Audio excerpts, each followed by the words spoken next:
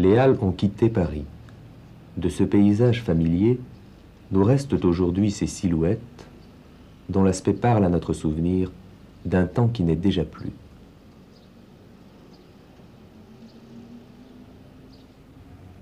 Mais les grands pavillons de Baltard, orgueil du Second Empire, en perdant leur rôle initial, en ont trouvé un autre.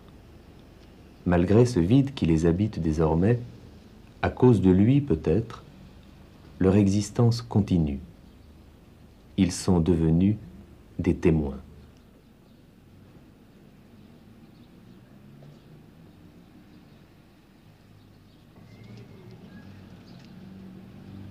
Avec la fin des Halles, commence le récit des Halles.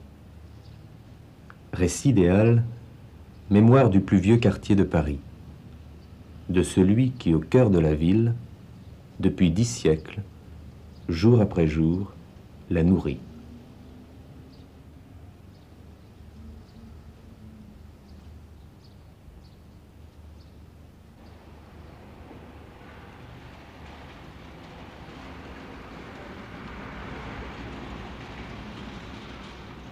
Le marché naissait avec la nuit, mélange complexe d'une tradition moyenâgeuse et de structures du siècle dernier. Les Halles, avec leurs gestes et leur langage, appartenaient déjà au passé.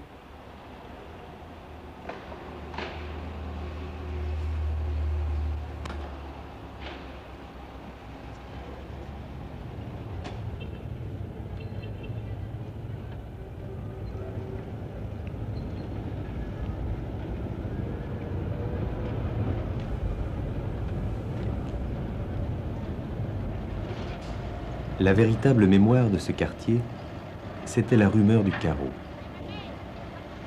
Et c'est avec les gens des Halles que nous sommes partis à la recherche du temps perdu, à la recherche de ce dernier demi-siècle, à la fois si proche et si lointain déjà. Nos témoins restent ceux qui ont vécu cette époque révolue. Notre récit est collectif, il est de mémoire d'homme. Alors Charlotte, tu veux du pissenlit aujourd'hui? Hein? Oh non. Non, mais on ne peut pas demander ça. Hein, Suzanne? On t'a fait, écoute voir, on t'a fait faire une affaire samedi, hein? Mais alors vraiment, je ne peux pas aujourd'hui. Fais ton petit tour, tu viendras me voir. Hein? André, tu mets 120 kilos au lieu de 100 kilos. Alors, des oignons, là. Alors, 2 oignons, Marc-André, là. Ahmed, viens là. 2 oignons ici, là. Depuis 1918, Irène Cardon était approvisionneuse. Tiens, une échalote. Elle vendait ici les produits qu'elle achetait au maraîcher. Le céleri branche. De quoi, mon chéri?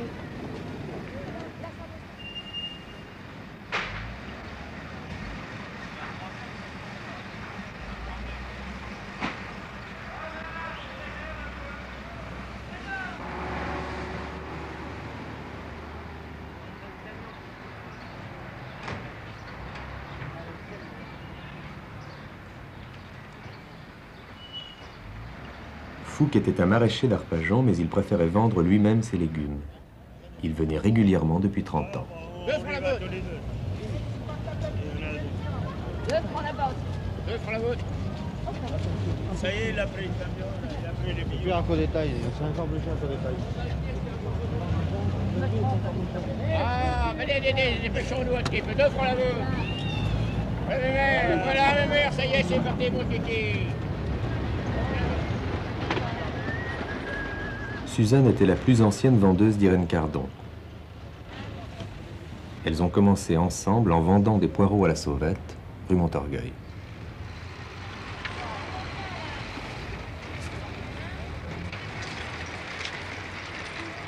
On l'appelait Dédé. De son métier aujourd'hui disparu, il était tasseur. Il montait des tas de légumes, en botte ou en vrac.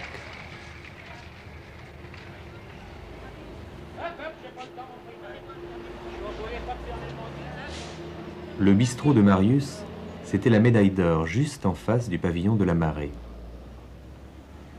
Son père y était arrivé en 1893. Marius est pratiquement né dans les Halles.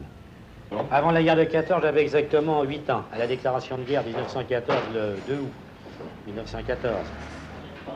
8 ans alors, j'étais petit, mais enfin j'étais là. À bien dire, ni avec la région parisienne qui fournissait le ravitaillement de Paris. On connaissait ni la province, ni ce qui vient des colonies, enfin tout ce que l'on connaît maintenant, comme tout le monde peut le connaître. Alors, le marché était beaucoup plus petit, beaucoup plus restreint. Paris avait de la marchandise d'été comme l'hiver. Il y avait énormément, les Gennevilliers descendaient des choux, on avait de la marchandise des Palaiseaux, on avait de la marchandise des Chambourcy, on avait de Sarcelles, qui donne Sarcelles-Lochère, Sarcelles alors, qui donne énormément de marchandises. Les contrées des alentours donnaient énormément de marchandises, alors on n'avait pas besoin de se ravitailler avec la province. Et vous parlez de la région de Paris, des maraîchers qui descendaient. Les maraîchers arriver, les maraîchers. Ah, ben, ils arrivaient en voiture, avec leurs chevaux à ce moment-là. Il n'y avait pas de... C'était pas hippomobile, comme on dit. Écoutez voir, ils s'en allaient généralement de Montesson sous le coup de 3 heures, 3 heures, 3 heures, un quart, 3 heures et demie au grand maximum. Il fallait à peu près 3 bonnes heures pour venir. D'abord, c'était pas les charretiers qui les conduisaient, c'était le cheval qui... Lui, le charretier, aussitôt qu'il est sur la bradiasse, il ronflait. Il peut pas être 2 jours et demi, hein, c'est impossible. Il arrivait même souvent le soir, un cheval arrivait là, le patron dormait dans la voiture, mais le cheval connaissait l'itinéraire pour arriver 114 rue en Buteau, par exemple. Il savait que son patron allait là, il arrivait tout seul. Et quelquefois même le gars, c'est arrivé à quelques cultivateurs que je connaissais, que je peux vous citer les noms, mais enfin ça ne vous dirait rien du tout. Alors, le gars descendait pas de voiture, on disait, mais tiens, qu'est-ce que fait le père Poujade là? On sortait dehors, il dormait encore dans la voiture, le cheval était arrêté, on le réveillait, il était arrivé là, à domicile. Il y a des fois des flics qui détournaient les chevaux. C'était pas très intelligent de leur part, mais enfin, qui se voulait. Pourquoi pour leur faire des blagues? Oui. Et il les foutait dans un mauvais itinéraire. Et où il se retrouvait le gars? Oh, bah écoutez voir, je vais vous dire en 29. Je peux citer le nom, le cultivateur, il existe toujours, j'espère qu'il est tout au moins du monde. La voiture à Charleville, là. Je l'ai trouvé place de la Bastille, en plein hiver.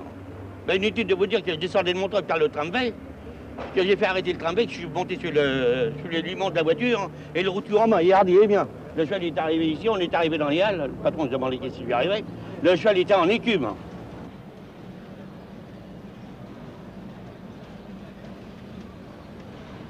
Cependant, le marché ne se limitait pas aux fruits et aux légumes. Depuis l'origine, on y a toujours trouvé de tout. Et comme tout arrivait presque en même temps, il en résultait pour qui ne connaissait pas l'organisation des choses, une grande confusion apparente.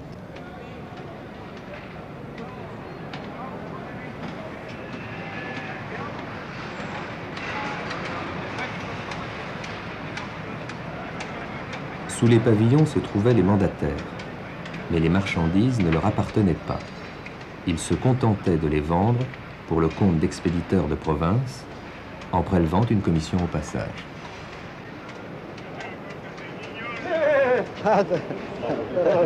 Et toi, ça va? Quoi de neuf, mon vieux? J'ai cherché des vieux avant de limousine, mais j'en vois pas beaucoup. J'en ai trouvé, mais ils sont grands. Oh, il y en a qui sont parfaits. Arrivé en 1915, Louis Delprat était au pavillon 5, le plus ancien des mandataires de la viande. Ça va, monsieur Saint-Train? La santé est bonne, oui. Et pendant que les guimbardes des maraîchers arrivaient des banlieues, les camions à chevaux des transporteurs de viande faisaient la navette entre les halles et les gares.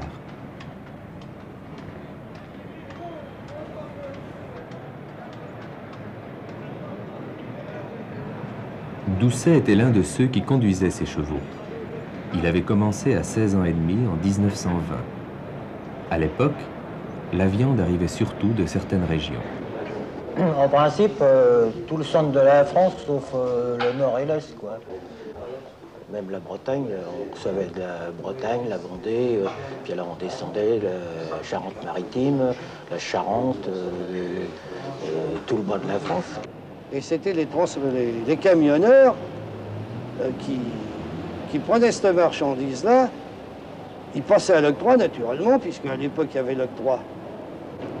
Et puis ils amenaient ça sur le quai ici. Nous, On dormait pas dans la voiture, le maraîcher dormait dans la voiture. Tandis que nous, quand on partait d'ici, il fallait trotter jusqu'au hall. Vous comprenez? Alors là, c'est pas pareil. Il y avait une concurrence qui se faisait à l'époque. Il y avait 2 maisons, comprenez-vous? Ouais. Alors, des fois, on était mécontent d'une, on disait, je vais aller chez l'autre. Alors forcément, quand on pouvait s'emmerder les uns aux autres, au respect que je vous dois, on le faisait, quoi. Alors moi, j'avais donné l'ordre à mes voitures à chevaux. Quand ils arrivaient là-bas au Pont-Neuf, qu'ils étaient engagés dans la rue de la Monnaie, je leur disais, restez dans le milieu. Même si le type il compte derrière vous, vous restez dans le milieu, vous rentrez en tranche. Mais ça faisait pas un petit peu des fois de la... Bah si, il y a des fois que... il y a eu des petits accrochages, quoi. C'était un gars qui me revenait, bon, ça allait. Un gars qui m'avait fait une vacherie, c'est une vacherie, c'est normal. Oui, ensemble, on se faisait pas de cadeaux quand même. Ah hein. non, cadeau. On faisait pas de cadeau, on défendait chacun son drapeau, quoi. Si avec les arrivages commençait la course, c'est que la nuit était l'unité de temps du marché. On savait qu'au matin, Paris allait exiger place nette. Et puis, presque toutes les marchandises exposées étaient des denrées périssables qu'on était obligé de vendre le plus vite possible. Le temps ici valait donc beaucoup trop cher pour qu'on puisse se permettre de le perdre. Nous descendions le faubourg Saint-Denis à grande allure, de manière à pouvoir arriver dans la rue Ticton très vite, pour avoir une place assez bien pour que nous puissions bien vendre. Les voitures venaient du Pont-Neuf. Ils passaient par la rue de Rivoli et ils prenaient la rue des Bourdonnais, la rue... Qu'est-ce que c'est que cette rue-là? Bref. Et ils rejoignaient la rue de la Lingerie. Et ils se mettaient en file pour attendre le déchargement de 11h du soir, qui était à l'époque. Parce que la décharge est à 11h du soir. Alors à 11h, le gars est obligé d'être là pour décharger, pour avoir des places, puisque les places ne sont pas fixes, elles sont à l'arrivée des voitures. Alors les premiers arrivés sont mieux placés que d'autres, ainsi de suite. Alors, Et alors, à 11h, il y avait un fort, il y avait le fort, c'était le placier, et il y avait le renfort, qui avait le numéro 1, Antoine, un cultivateur. On lui présentait le sac et il tirait soit boule, noir, blanc ou rouge.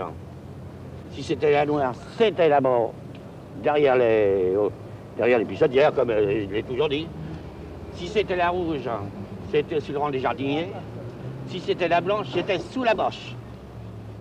C'était important d'avoir des bonnes places, Très important parce que la marchandise était toujours vendue beaucoup plus cher, selon les places. selon les places. C'était un petit peu obligatoire, il y avait des places. Vous comprenez, quand on était placé là-bas au Maroc, ça n'avait pas l'avantage de la rue Baltard. Pourquoi? Parce que dans la rue Baltard, c'était toujours la meilleure vente de la rue Baltard. Les gens viennent du boulevard, mais c'est tout. Et ça faisait vraiment de gros écarts d'une place à l'autre? Ah oui, beaucoup. Énormément. Ah oui, parce que vous savez, quand vous étiez placé sous la bâche, il y avait des fois 3-4 centimes d'écart par botte. Alors vous savez que c'était pas de la rigolade pour eux. Et là-bas, sur le rang des pavillons, celui qui se trouvait derrière les vitrines, les chiottes, eh bien, c'était exactement pareil. Mais les meilleures places, c'était le rang. C'était les coins des voûtes. Alors ceux-là, ils se seraient battus entre eux pour les avoir. Hein. C'est pas qui vous le dit. Mais c'est ce que je vais vous dire, il devait y avoir la course, non, pour être le premier au plein? Dans le temps, d'après ce que mon ami Laridel, en 1915, m'a dit qu'il faisait de la Concorde jusqu'au Pont-Neuf la course pour celui qui aurait les meilleures places. Voiture moyeu à moyeu.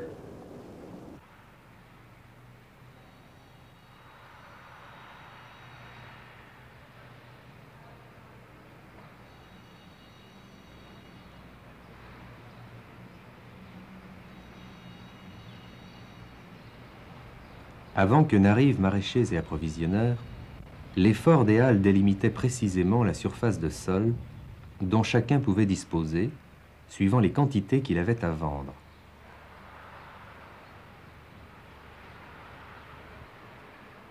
Ainsi, chaque mètre carré de rue, destiné à servir d'étalage, prenait son prix. La chaussée devenait le carreau, on appelait cela prendre le métrage.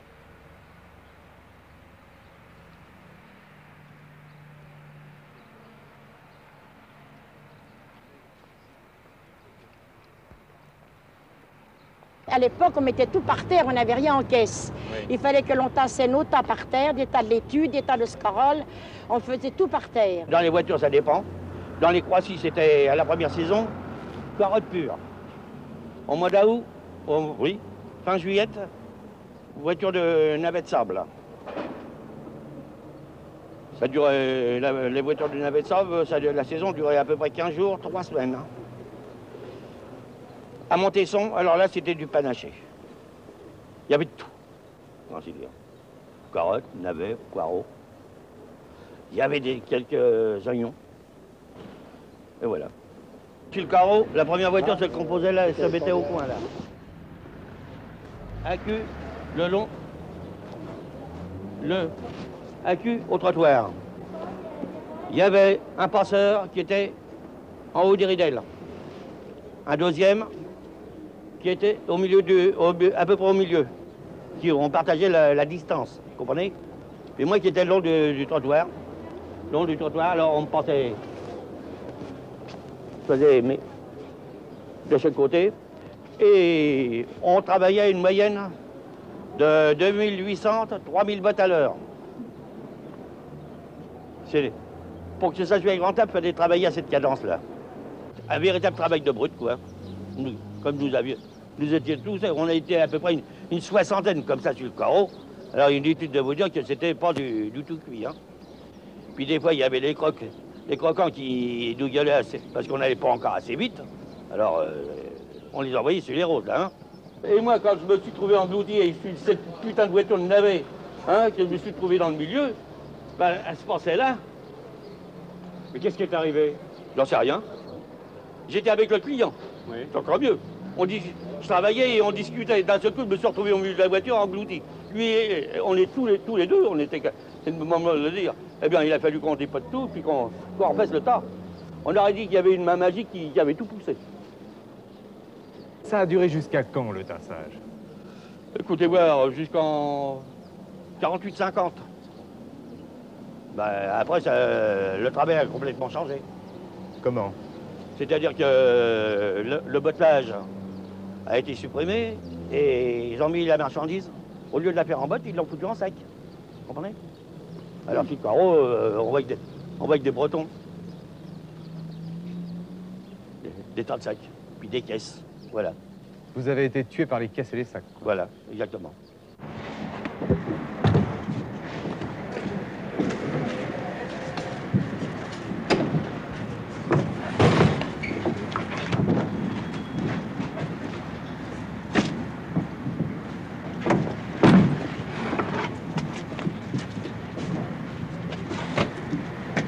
C'est parce que tu admires, hein? Ouais.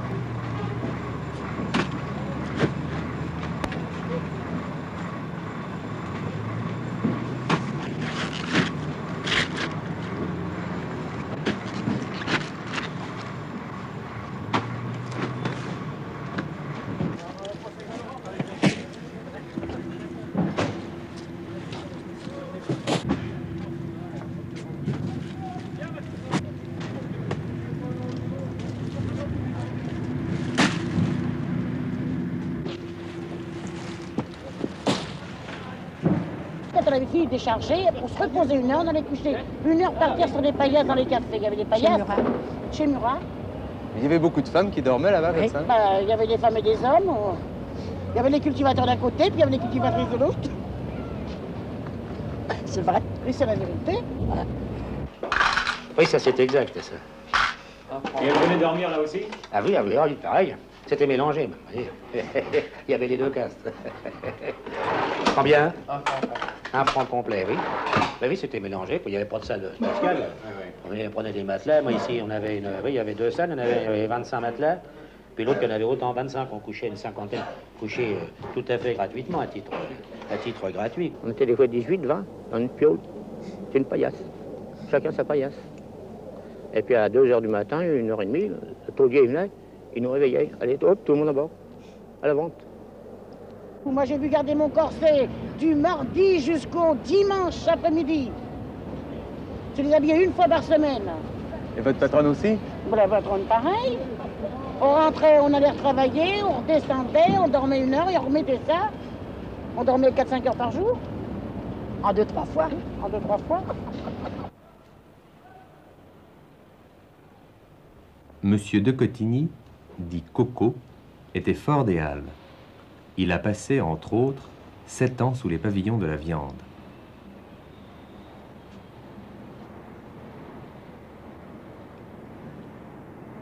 Au mieux de sa forme, il pesait plus de 140 kilos. Il appelait cela son poids de croisière.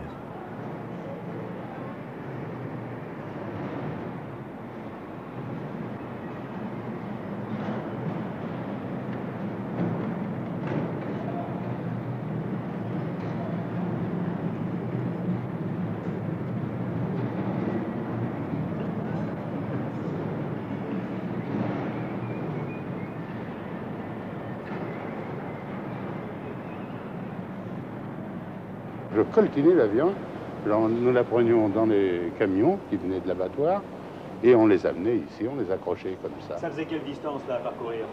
Oh, des fois 40, une quarantaine de mètres au maximum, en tête de tringle, quoi. Ça pèse combien un truc comme ça? Ah bah, écoutez, c'est marqué d'ailleurs. C'est marqué, il faut avoir de bons yeux. Mais enfin, ça pesait des fois 130, 140 kilos. Les moyens. Il y en avait des 225 kilos, il y en avait des 100 kilos. Ça, c'était un petit peu suivant la qualité de la viande. Et alors, chaque bagnole contenait combien? 2,5 tonnes par chevaux. En principe, 2,5 tonnes par cheval. Alors une flèche avait arrivé, une petite flèche, il y avait des petites flèches qui faisaient 3 tonnes, c'est des petites flèches. Hein. Ouais. Et les grosses, les cochonnières, on leur mettait entre 4500 à 5 tonnes. Bon, et alors, cinquantaine de veaux. Et alors pour défaire une voiture comme ça alors... Eh bien, l'effort qui prenait une voiture comme ça, comme là, mettons, cette voiture qui est devant chez le poste Audoir, ouais. Si elle ne bougeait pas de place, deux formes me mettaient entre 25 à 30 minutes. Pour faire 5 tonnes? Pour faire 5 tonnes. Ouais. Et ils en faisaient combien dans la nuit comme ça? Ah, bah ils n'arrêtaient pas, les filles, selon les arrivages. Hein.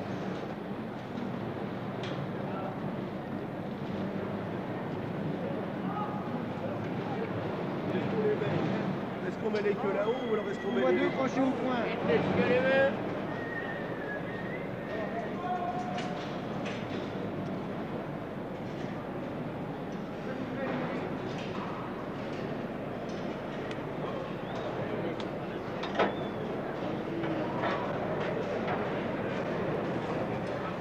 Une équipe de fort chargeait parfois jusqu'à 1000 demi-bœufs dans la même nuit. Certaines années, la surabondance était générale et de telles quantités de nourriture étaient entreposées aux halles que le marché ne pouvait plus les contenir. Mais est-ce que vous vous rappelez de jours ou d'époques où il y a eu encore plus de marchandises que ça? Oui. L'été, le printemps, 28, 29. 29. Alors là, on ne savait plus où la mettre. Moi, j'en ai vu foutre à la porte de chez Damois, place du Châtelet, à Sarah-Bernard. Et je vous dis, la voiture à Francis Alain, elle a manqué de tomber dans le métro. Rue de Rivoli. Comment ça? Elle s'est arrêtée à ça, de la marche. Pourquoi? Peut-être une mauvaise manœuvre, j'en sais absolument rien. Pas moi qui conduisais. Hein. Mais on savait plus où mettre la marchandise, quoi. On savait plus où la mettre. Mais un gars qui passait au milieu des temps, on le voyait pas alors? Ah, bah écoutez voir, ouais. Sur le rang au deuxième rang et sur le rang des... Et sur le troisième rang, là, les tas, ils étaient hauts de ça, hein. Moi, j'ai vu des fois monter sur le tas, quand c'était des tas d'oignons, monter sur le tas pour bien monter, beaucoup plus haut que moi, et je pouvais plus y arriver.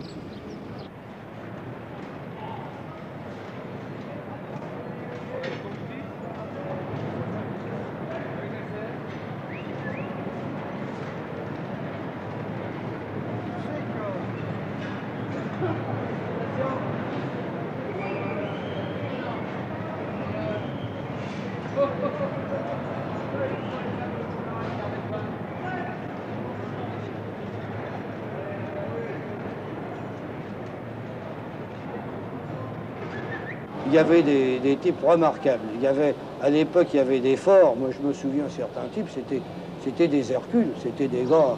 Une fois, j'avais ici un espèce de... C'était pas un fort, c'était un Arménien ou un Polonais, ou je ne sais d'où ils sortaient. Vous savez, on en voyait tellement. Ils arrivaient ici, ça restait quelques mois, et puis quelques semaines, ils repartaient. Le bonhomme, il a pris le veau ici, un veau de 70 kilos. Il l'a pris comme ça dans ses bras, et il a pris le flancher du veau dans les dents. Et puis, il est parti avec le veau, peser le veau au plateau. Vous savez, ça faisait du ballon, hein. Il avait une dentition remarquable, ce type-là.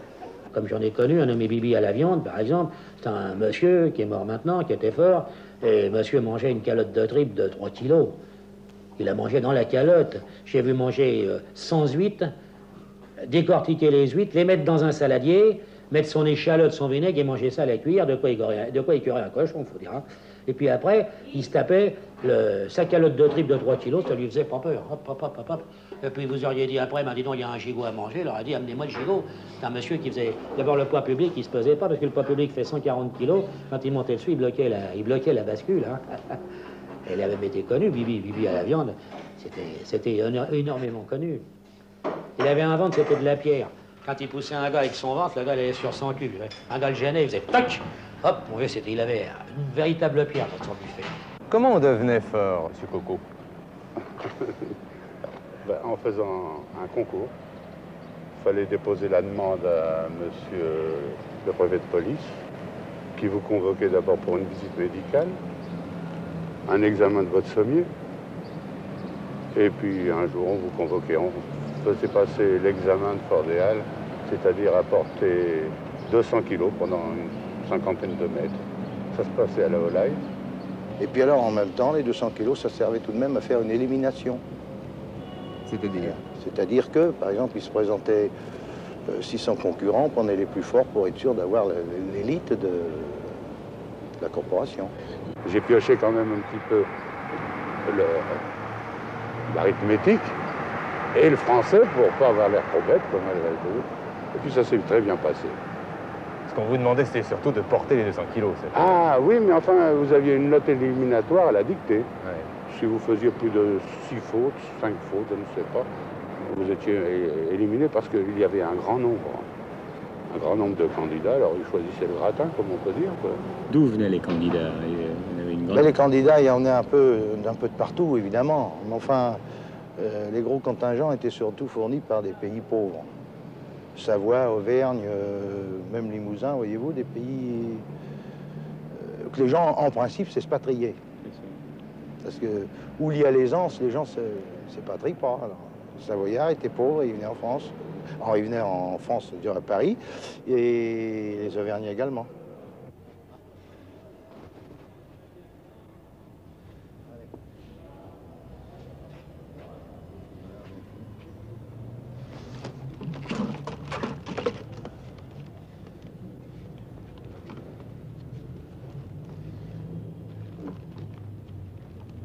Serre bien les coudes, hein. Serre bien les coudes. C'est bon? Oui, ça va. Bon.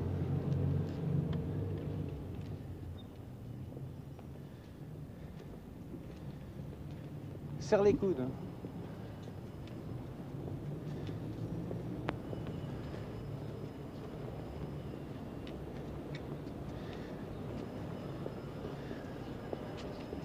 Ça va?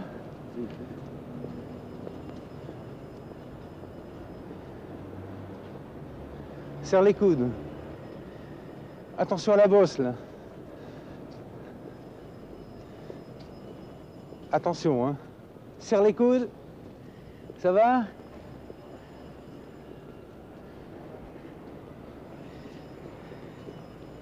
Ça va? Doucement, doucement, doucement. Doucement, doucement. Et ben voilà.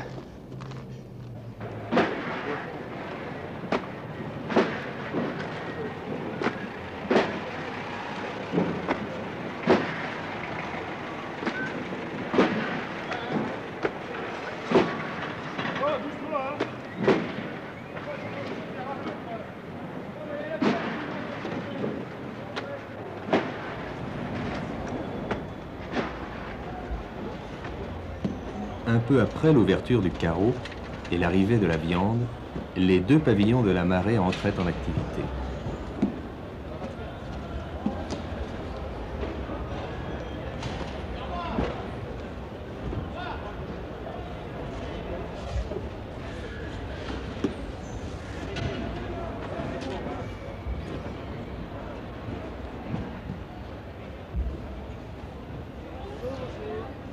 Au poisson, on avait la réputation de parler haut. Peut-être d'ailleurs y mettait-on une certaine coquetterie. Peut-être fallait-il donner de soi-même une image fidèle à la tradition. Après tout, les dames de la halle, les poissardes, étaient de très anciennes figures de la mythologie parisienne. Allègre-toi un peu, toi! Depuis 1923, Jeanne était gardeuse. L'existence de son métier était rendue nécessaire par l'interdiction absolue faite aux acheteurs d'emporter immédiatement la marchandise hors des pavillons. Les caisses devaient d'abord être déposées auprès des gardeuses. Le drifter, tu avances là-bas au bois d'Afrique, toi. Mais tu as Roland, là. Roland, c'est là, hein? Wagon-lit, là. Wagon-lit. Hé, Michel, enlève-toi, il ne peut pas passer. Ben, c'est lui. Serrez vos diables. Alors. Catherine était la doyenne des gardeuses. Son travail consistait donc à surveiller une certaine surface de trottoir sur laquelle on entreposait temporairement le poisson. Les acheteurs venaient ensuite les chercher, chacun à son tour, ou plutôt tous en même temps. Combien?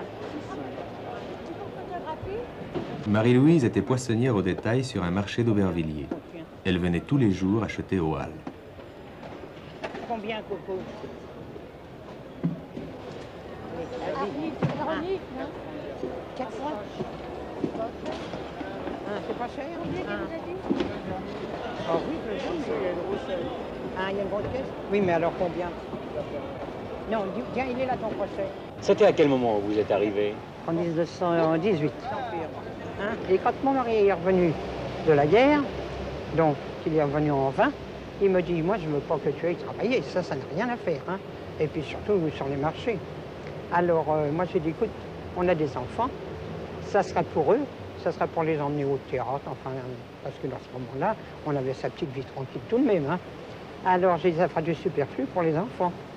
Et j'ai pas cédé, et ma foi, je suis restée comme ça. Madame Mansart vendait de la salaison. Madame Mansart, vous êtes la doyenne alors ici? La doyenne, oui. Vous êtes arrivée quand?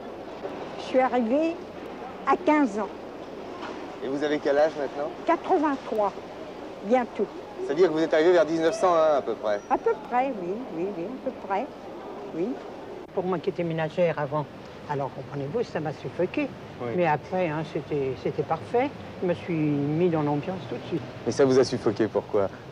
Parce que j'étais pas habituée par tant de monde que ça.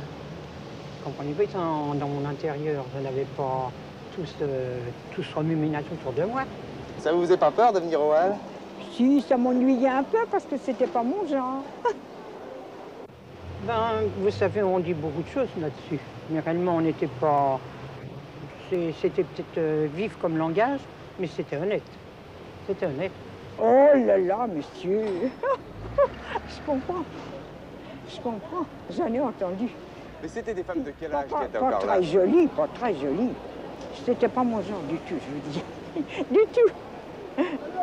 Oui, ça c'est... Le langage est entièrement libre. Hein? Et il est amical en même temps. C'est amical. Si je traite un client de con, ça ne parle pas, il dit tiens, bah bois avec un con. Qu'à boire un coup avec un con. Ouais. C'est très... Ça fait partie du boulot, ça. Oh là là! Et puis on appelait le monde. Et puis quand ils n'achetaient pas, on disait des choses désagréables. Que moi, j'ai jamais dit comme ça. J'ai toujours été aimable avec les clients. Toujours. Alors moi, je dis au gars, qu'est-ce que tu peux être con quand même d'avoir mis ça comme ça? Ça y est, c'est le mot. C'est vrai! Ben, écoutez, on n'est pas au Faubourg Saint-Honoré, là, hein? Alors, vrai. Dans les ateliers, c'est peut-être pire que chez nous. Alors. Maman disait toujours, je t'en prie, ne dis jamais que tu es au poisson. Que tu travailles au poisson, hein, ne dis pas ça. Ben après, elle s'y habituait. Elle s'est habituée, elle disait des mots comme moi après. Elle disait, bah tu l'as dit, toi, je leur dis. Enfin, vous savez, j'ai eu mes péripéties. Hein. Quand on est une femme seule dans le commerce, hein, c'est pas rien.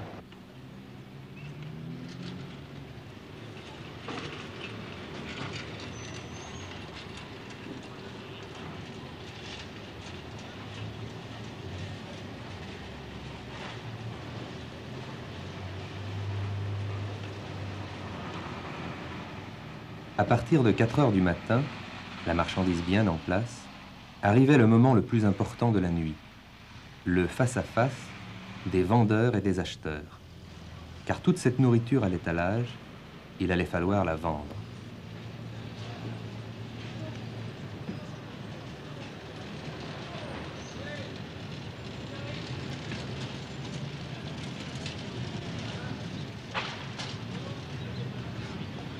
Tout était donc prêt pour recevoir les clients. Semi-grossistes et détaillants pouvaient arriver. Ils étaient attendus. Maurice Le Goas, lui, était acheteur. Depuis 40 ans, toutes les nuits, il faisait son tour de marché. Il prenait la température du carreau. Toutes les nuits, j'opère à peu près la même chose. Je descends de chez moi, je donne un coup d'œil dans les rues en passant, je vois les apports et je me dis, bon, aujourd'hui j'ai besoin de tomates, j'ai besoin de ceci, de cela. Je vois les quantités sur le marché et je me dis, bon, ce matin, il n'y en aura pas, il faut se dépêcher d'acheter ci en premier. Ça, j'aurai le temps. Je viens, je dis, tiens, combien tu vends ça? Ben, il me dit, voilà, ça fait tant, c'est, mettons, 3 francs, enfin pas. Alors, je m'en vais plus loin, ben, il me dit, là-bas, c'est de 50. Alors, marchandises égales, hein, je donne au moins cher, hein, et alors je discute. On allait un petit peu voir s'il y avait énormément de marchandises sur le carreau, et on s'écoutait mutuellement les cours que l'on vendait l'un ou l'autre. Alors, lorsqu'il y avait une marchandise qui partait beaucoup plus vite l'une que l'autre, eh bien, on disait il faut augmenter le cours sur la marchandise, et quelquefois on perdait sur une autre marchandise. Mais le cours se fait automatiquement, ça dépend de la quantité de marchandises que vous avez sur les halles. On est si vous voyez beaucoup de marchandises en haut, il faut aller doucement. Et puis si on voit qu'il n'y a pas beaucoup de marchandises, il faut tenir les prix. Donc là, il faut faire. Tout ça se décide comme ça? Ah, ça décide tout de même, tout ça, tout seul. Oui, oui. Puis c'est toujours pareil, quand il y en a un qui a vendu, on dit, combien tu as vendu? Ben, il dit, tant. Alors, il dit, merde, j'ai déjà vendu, mettons, il est 1 heure du matin ou 2 heures. Alors on dit, oh, on va faire du franc de peu. Puis des fois, ça réussit, des fois, ça réussit pas. C'est la bourse, c'est la bourse. Ça va, on baisse, on monte, ça dépend. Comprenez-vous? Parce que quand il y a beaucoup de marchandises qui ne se vendent pas, il faut la vendre. Et quelquefois, vous avez la marchandise qui se vend, alors il faut faire attention. Il faut faire attention, il faut pas... Quand un client arrive, moi j'ai vu une cliente qui est arrivée un jour, elle m'avait acheté de la chicorée, ça je me rappelle, j'étais rue Baltard, elle m'avait presque acheté tout mon temps. J'ai dit, comment ça se fait qu'elle m'achète beaucoup comme ça? Il y a quelque chose qui ne tourne pas bien, il faut que je me renseigne. Alors je me suis rendu compte que je m'étais fait avoir, quoi. On croit avoir fait une affaire, puis on n'a pas fait une affaire, on achète toujours trop tôt ou trop tard, quoi. Est-ce qu'il y en a dont tu te rappelles? Oh, bah oui, il y a des marchandises, par exemple, j'ai vu acheter des pois, être pressé le matin de les avoir parce que j'avais besoin de les avoir de très bonne heure. Et sentant que ça allait s'effondrer, je le savais que ça allait finir à un prix relativement bas. Mais comme il me les fallait, puis que le gars savait que j'en avais besoin, puis que c'est cela que je voulais, bon, ben il m'a tenu un prix et puis je l'ai payé, quoi. Mais je savais pertinemment que j'aurais pu l'avoir et je l'aurais eu 10 francs de moins 2 heures plus tard, quoi. Bon, un coup, j'en rappelle, c'est de la tomate et mon collègue qui est là-bas. Il vendait de la tomate de 25 francs et puis moi, j'avais vendu 150 francs. En l'espace de 5 heures de temps. Ah, ouais. Il devait pas être content, non? Ah non. Hein, Jeannot, t'étais pas content ce jour-là de ta tomate, là, hein? Ah, t'as rappelles? T'étais tout jeune à ce moment-là, hein?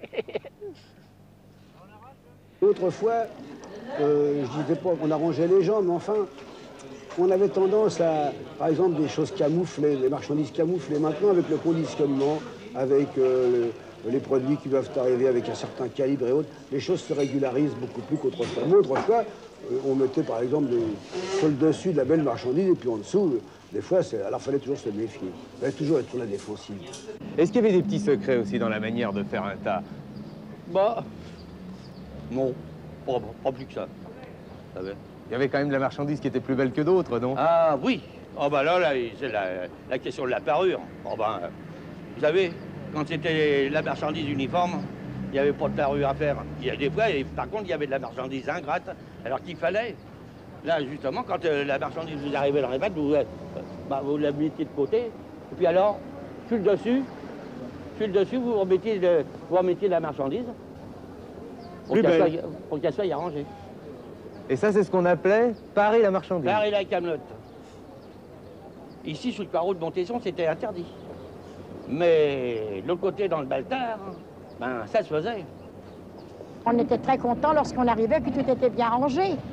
Parce qu'en étant bien rangé, ça attirait le client et on vendait automatiquement. Mais il fallait quand même, pour choisir la marchandise, il fallait un coup d'œil, non? Ah ben vous savez, le coup d'œil. Toute marchandise bien présentée, c'est vendu. Pendant toute ma jeunesse, même bien après, on recevait ici des veaux gonflés, des veaux soufflés. Le veau paraissait, vous comprenez, les cuisseaux, tout ça paraissait beaucoup plus... Ça avait beaucoup plus d'aspect au point de vue comme ça à la vente. Un coup d'œil. Ils avaient plus de conformation, puis ils se dépouillaient mieux, mais ils avaient beaucoup moins de conservation. Ah oui. Il y avait de l'air dans tous les muscles. Alors, maintenant, je crois bien que le service sanitaire a interdit complètement de souffler des veaux. Mais alors, quand tout est arrivé en caisse, ça a été un progrès. Vous n'aviez plus besoin de les peser, vous saviez le poids, c'était fait. Ah oui, oh ben, ça, les poids, vous savez, on peut en causer, ça, des poids. Parce qu'on vous annonce facilement 25 kilos, il y en a 20 dedans, la caisse. Et ça se faisait fréquemment, ça? Ça se faisait, ça se faisait. Oui, il n'y avait pas toujours la... Non, le compte. Ah ben, ça perd le poisson en route. Mais alors vous protestiez, non? Ah oui, mais alors si on protestait, eh ben le lendemain, on ne vous vendait pas. Moi, j'ai vu une fois une ménagère. Elle avait acheté une raie, une belle petite raie. Elle me dit, madame, vous ne pourriez pas me prêter un journal pour envelopper mon turbo? Alors je la regarde. Je vous ai vendu ça pour un turbo. Elle me dit, oui, ben j'ai dit, allez-y. C'était une petite raie. Ben, elle n'a pas compris. Et elle a payé le prix d'un turbo. Ils en profitent, hein. Ouais. Quand ils voient qu'ils peuvent, même qu'ils vous connaissent, hein, oui. s'ils peuvent vous arranger, eux, c'est leur bénéfice. C'est ça? Ouais. Alors, au lieu de vous vendre un article de 200 francs, ils vous le vendent 300, si vous laissez faire. Hein. Ouais, d'accord. Enfin, vous n'êtes pas... C'est tout bénéfice. Il fallait de la défense, quoi. Ah oui, il faut se défendre. Il faut se défendre. Ici, il faut se défendre. Hein. Vous avez un chou-fleur comme ça? Ah, merde, alors.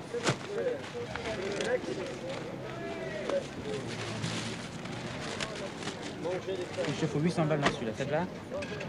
Je te fais l'eau 800 francs? Il n'y a pas de dèche, regarde là. Oui, sur celui-là, d'accord, mais sur l'autre, regarde. Bon, bah tu tombes sur un colis malheureux, mais c'est pas une affaire, ça. Non, bah je t'en fous, t'as pas dit qu'il est bon pour le détail. Bon, dans ce cam-là, je te fais 800 balles, ça te convient? Combien que je vais te décompter? 9,50. Ah bah, avec des... Dis donc. Allez, Denis, des quartiers à 8 francs. 8... Oui, des quartiers. Je te coupe les 4. Combien que tu veux mettre? Hein? 8,50. Oh, oui, oui. Pourquoi tu me fais voir celui-là, Marie? Bah parce qu'il est pas beau. Je peux pas dire autrement. Alors, vas-y. Qu'est-ce que tu dis là-dedans? 7,50. Ah, c'est déjà mieux. Faut pas exagérer. Non. Tu vas pas me marchander. Ah si, je vais te marchander les 50 francs.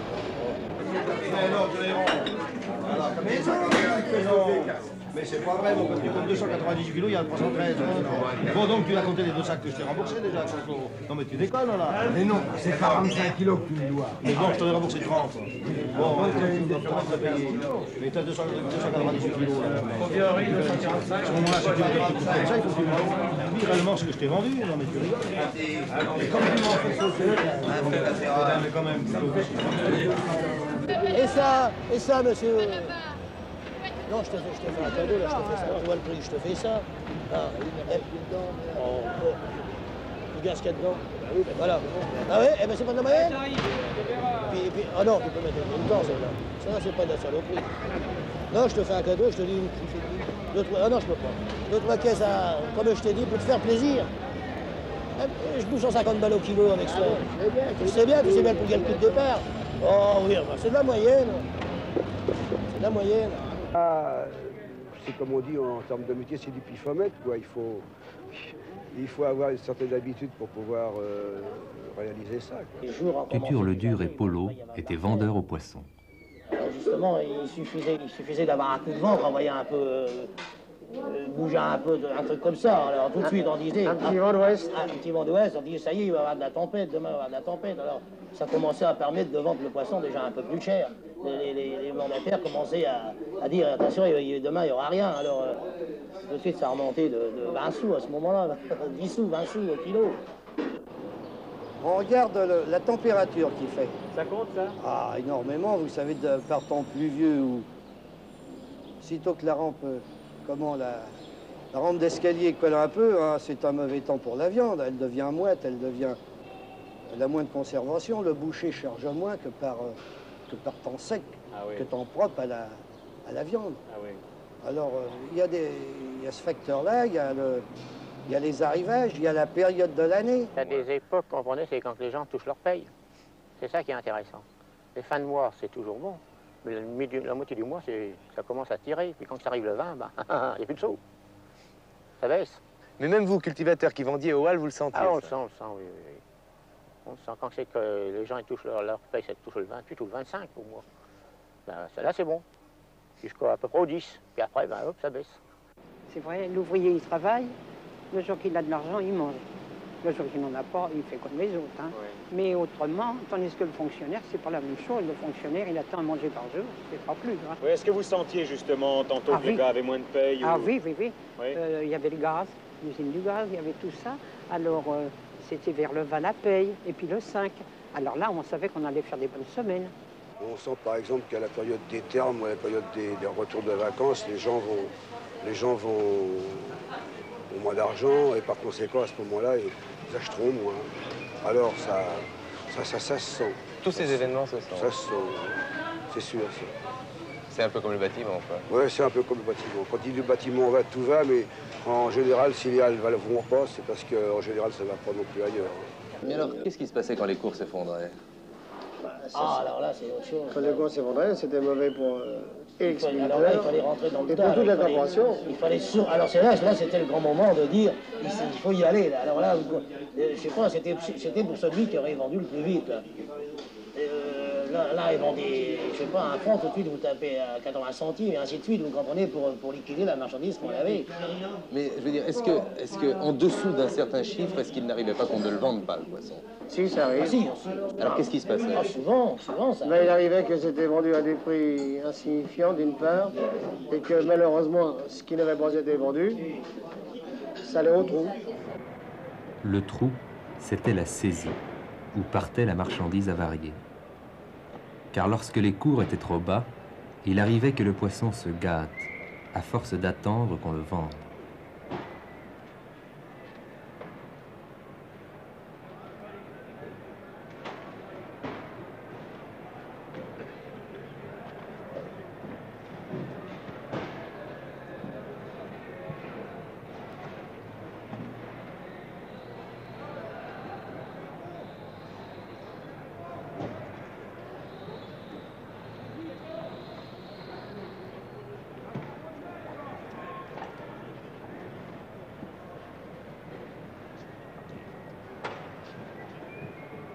D'après les chiffres officiels de la préfecture de la Seine, on a jeté en 1968 943 tonnes de poissons.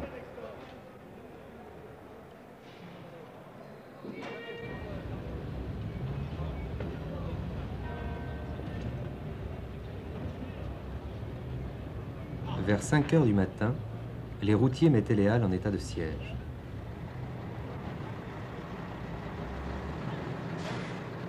Les premiers camions automobiles étaient apparus en 1925 et vers 1930, les transports routiers avaient commencé à livrer la viande de la province vers Paris.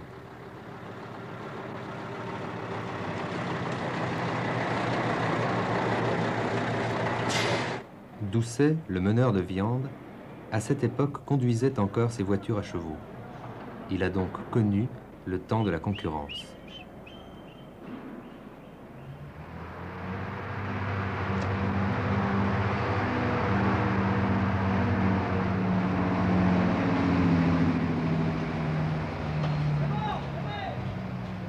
nous avons retrouvé un des camionneurs qui faisait les halles à ce moment-là, Monsieur Paris. Pour faire la route, on était un des premiers routiers à apporter la viande sur Paris. Vous veniez d'où? On venait de Jonzac, dans les Charentes-Maritimes. Notre centre était de Jonzac, quoi. Et c'était en quelle année, ça, à peu près? En 34, par là. 34, 35, on a commencé exactement dans ces années-là, quoi. Mais ça fait quelle distance, Jonzac-Paris? 525 km. Et vous mettiez combien de temps pour le faire? En ce temps-là, nous mettions 12 heures. 12 heures. Et on ne pouvait pas faire beaucoup moins. Et encore parce qu'il n'y avait pas de circulation. Pourquoi il ne fallait pas faire moins? Et pour l'horaire des halles, pour la vente. Ouais. Parce que les expéditeurs nous faisaient partir toujours à la dernière minute par rapport au train, puisque nous faisions la concurrence au chemin de fer. Ouais. Alors on ne pouvait pas partir avant le train.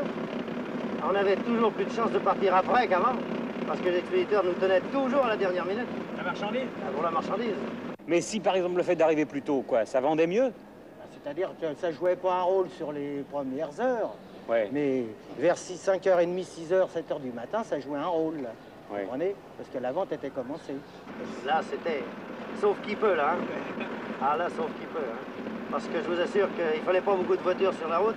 En plus de ça, les routes n'étaient pas si bonnes qu'aujourd'hui. Les camions n'avaient pas de frein, alors il ne fallait pas penser à avoir beaucoup de voitures devant nous. Hein. Marqué en salaire, on était plus rapide que les voitures. Bah, une fois lancé, on pouvait plus vous arrêter. Ah non, c'était fini, ça. Il fallait, pour s'arrêter, il fallait bien un bon kilomètre. Les mandataires vous attrapaient à ce moment-là, ils étaient très exigeants, les mandataires. On arrivait à un quart d'heure de retard en disant celui-là, il a livré plus tôt. Admettons, les veaux de la Creuse sont arrivés un quart d'heure plus tôt dans tel poste que dans le mien. Et alors, qu'est-ce que ça faisait, ça? Bah, et des fois, bien souvent, c'est énorme pour la vente. Oui. Parce que c'est une question... La vente, vous savez, c'est une question d'heure. Ça, on descendait toutes les descentes en roulette pour aller plus vite. La descente du chêne vert, il faisait 3 km, on descendait ça à tombeau ouvert, quoi, 130 peut-être, avec des camions de ce temps-là. Hein. Il fallait pas s'amuser. Hein. Quand un routier ne cherchait pas des noisilles, bien souvent, si je voulais les emmerdais, parce que la voiture, je la mettais en travers ou n'importe quoi. Oui, il pouvait plus passer, oui. Ou si, il pouvait passer, mais des fois, il n'avait pas de place pour se mettre entre deux. Ah. Vous comprenez? Tandis que si je serrais bien mes voitures, moi, j'ai laissé une place pour se mettre entre deux. Mais vous disiez le père Doucet, vous l'avez connu, là. C'était un peu le roi ici, ouais. Ah oui, oui, lui, c'était lui qui faisait un petit peu ce qu'il voulait. C'était son fief, là. C'était lui qui dirigeait un peu le pavillon à viande. Il était chez lui, là. Il faisait ce qu'il voulait. S'il voulait que vous déchargiez tard, ben, c'était pas facile, hein. Oui. Parce qu'avec ses chevaux, là, hein, il savait parer la route. Le mandataire vous attrapait, il disait alors quoi, t'es un con, t'es un imbécile, quoi. Lui, il arrive avant toi, et c'est du journellement, et ainsi de suite. Alors on se faisait des vacheries comme ça mutuellement. Alors si quelquefois après on arrivait ici, que lui mettait ses chevaux là en travers, en long et en large, pour pas que l'on rentre, alors automatiquement c'était encore une demi-heure de perdu. Oh mais oui, il était fort pour ça, il savait les faire marcher les chevaux quand il fallait. Même quand il fallait pas. C'est mauvais coup, vous avez bien dû lui rendre de temps en temps. Non, nous c'était pas tellement facile. Il avait la part plus facile que nous. Parce que les chevaux c'était des vieilles charrettes, alors il arrachait les ailes, il arrachait tout ça. Hein? C'était pas facile, quand on aurait arraché un panneau de Non, puis c'est-à-dire que même si je serrais pas les cochonnières les unes contre les autres, je pouvais prendre beaucoup plus de place et eux, ils pouvaient plus se placer après. Ainsi de alors suite, après, c'était une perte de temps. Voilà. Enfin, il faisait la barricade, lui. Ah ouais, c'était lui, c'était lui qui empêchait tout, quoi. Ah, il est lui tout seul. Oui. Non, mais enfin, lui tout seul, il savait faire commander les autres. Mais enfin, il était le grand patron d'ici, lui. Oui. Hein? Ah oui. Ah oui. Il dit, moi, si j'avais eu mes veaux à telle heure, je les aurais vendus à tel prix. Tandis que là, j'ai plus de clients qui vont prendre cette marchandise-là, ou alors je vais être forcé d'abaisser les prix. Alors, si ça continue, ben, moi, je vous ferai payer la différence. Vous comprenez? Alors, automatiquement, on était obligé de payer. De payer. Voilà. Alors, on payait. C'était une amende, quoi. C'était un genre d'amende. Et il demande, non, c'était pas une amende, si vous voulez. C'était une perte à la vente, ils appelaient ça. Il avait perdu tant du kilo à la vente parce qu'on est arrivé en retard. De combien de temps? Oh, quelquefois, juste 2 heures de temps, ça y était. Surtout qu'à ce moment-là, les expéditeurs, il y en avait souvent qui étaient à Paris. Maintenant, ils viennent presque plus, mais dans le temps. Ah, dans le temps, oui. Ah, dans le temps, ils venaient surveiller leur arrivage, là. Mais ils ne se faisaient pas voir. Ils ne se faisaient pas voir, alors... Ils se cachaient. Ils se cachaient, alors ils disaient, tiens, merde, j'ai pas ma camelote d'arrivée, ainsi de suite. comme ça. Hein. Oh oui, en principe, on n'était pas un mois sans voir un expéditeur. Oui. C'est-à-dire qu'on en avait tous les jours. Oui. Mais pourquoi ils venaient à Paris? Je veux dire, leur métier les appelait, il fallait qu'ils voient la viande. Oui, non, puis ils venaient prendre contact avec les mandataires. Parce qu'il y en avait qui étaient plus ou moins contents de leur mandataire, alors ils cherchaient autre part, et ainsi de suite. Quoi. Bien souvent, fatalement, il fallait le prendre sur le sommeil. Parce qu'on disait, tiens, voilà un tel qui vient, je vais l'amener au Folies Bergères ou ailleurs. C'était le coup classique, ça. Hein. Alors il restait en principe le matin jusqu'à 11h ici, après on allait déjeuner ensemble. Et puis après on sortait, on allait soit aux courses ou autre part. Quoi. Au fond, c'était à qui s'occuperait le mieux de l'expéditeur à Paris? Normal, ça joue un rôle, quoi. Pour lui, l'expéditeur, vous me direz, c'est sa vente qui l'intéresse. Oui. C'était sa vente qui l'intéressait.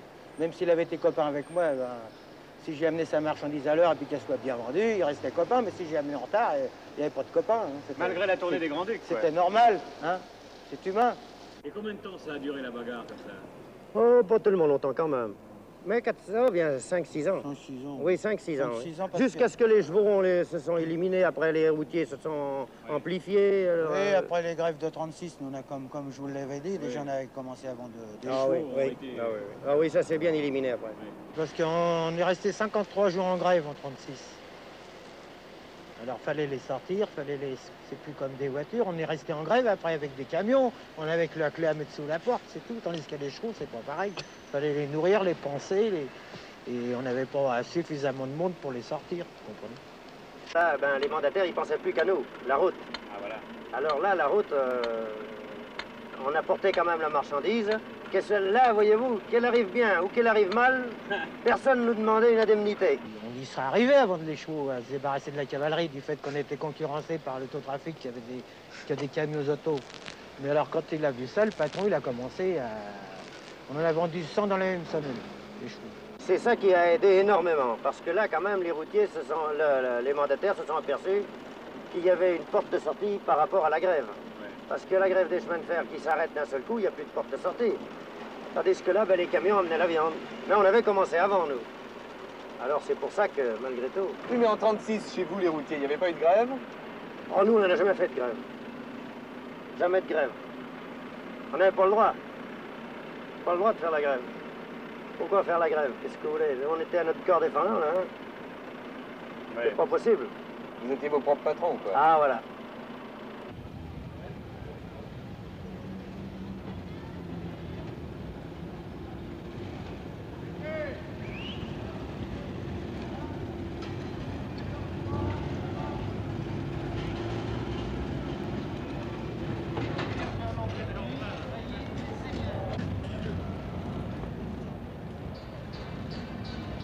Encore quelques beaux poireaux, là.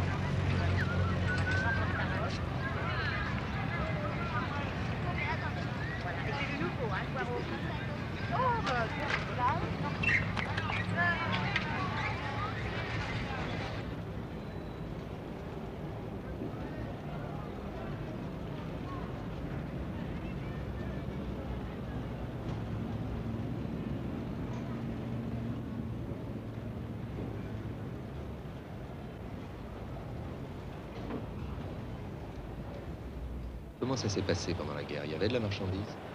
Ah, c'était pas pareil, non. Là, ça n'a pas été rigolo. On avait des répartitions tous les 8 jours, des fois 3 jours, ça dépendait comment ça tombait des arrivages. Et puis on n'avait pas le droit à ce qu'on voulait. On n'a jamais manqué de marchandises énormément, parce qu'on en avait quand même de la marchandise. Avec tous les producteurs que l'on avait, qui nous fournissaient, on avait de la marchandise. Il fallait surtout aller charger dans les cultures, et alors on avait de la marchandise. Celui qui avait de l'argent dans la poche, il a pu C'est un jour de tout le monde qu'il y a eu des grands restaurants au marché noir où on mangeait, il faut dire la vérité, donc ils se fournissaient... Par exemple, à la place Saint-Michel, là-bas, à la taverne, on mangeait sans ticket. Alors, il fallait bien qu'ils aient la marchandise quelque part. Donc, on savait bien que c'était du marché noir. Vous êtes descendu pendant la guerre aussi? Ah non, c'est les gens eux-mêmes, avec en vélo, ainsi de suite, ils se débrouillaient, les gens. N'importe quoi qu'on avait, tout ça, c'était parti. On n'avait pas le droit de bouger. Même si ça arrivait quand j'ai un peu de troc, quoi. Ça t'arrivait, ça. Un poisson contre un... Oh, je voulais faire. Qui nous appelait une paire de souliers ou n'importe, ben, il emmenait quelque chose. C'était la vie, ça. Ouais. C'était la débrouille à ce moment-là. Hein. Ouais. Ah, oui. Ouais, parce qu'il manquait pas de marchandises dans le coin, quand même. Oui, il y a de la marchandise. Ouais. Ils se débrouillaient pour emmener ça comme ils voulaient. Soit qu'ils leur donnaient des fois, si c'était des qui rapportaient assez, ben, on donnait une poule, on donnait des œufs, on donnait n'importe quoi. Ouais. Donc on est un lapin, ben, ils étaient contents. Puis nous, on était contents d'avoir une part de godesse. Ils ont tous maigri. Hein. Je dis, il y en a des gars que j'ai connus très forts, et forcément, ils ne pouvaient plus arriver à manger ce qu'ils mangeaient, hein, parce que c'était presque journalier, c'est des casse-croûtes comme ça. Hein. C'était pas une fois au hasard, comme celui que je vous cite, Raymond et Hélène, c'était pas au hasard, c'était journellement. Alors déjà, ils ne pouvaient pas se réapprovisionner, ou alors ça aurait été d'une façon onéreuse, plus les moyens de... Et puis alors après, il y a eu, ils ont mis du pâté de poisson. Du pâté de poisson. Alors c'était tourné à la manivelle, tout, la tête, la queue, les arêtes et tout. Et on mangeait ça, ce qu'on voulait. Puis un jour au comptoir, de la voix, me dit, alors on connaît plus ses anciens amis, Marius? Je la regarde, je dis, pas une physionomie inconnue, hein.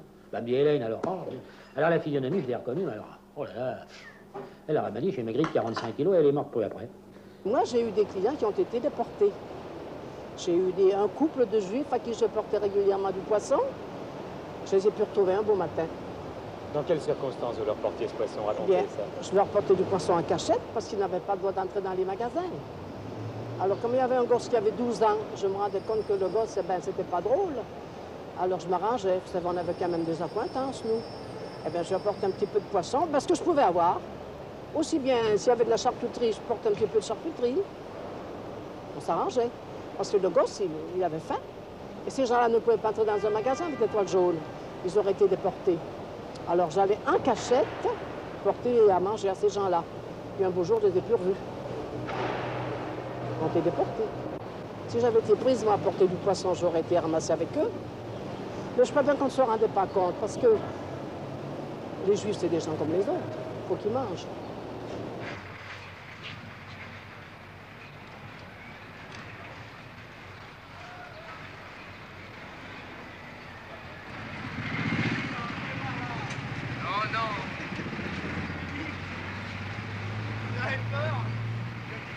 Avec le jour, venait pour les gens des Halles le temps du repos, jusqu'à la nuit suivante.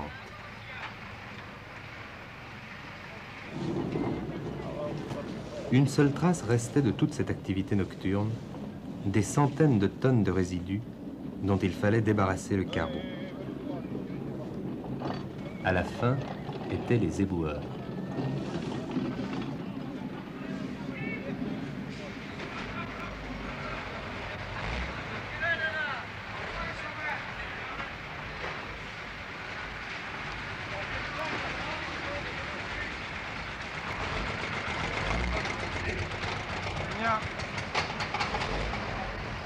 Pour tous ceux qui y travaillaient, les Halles n'étaient pas seulement le marché, c'était aussi une manière de vivre.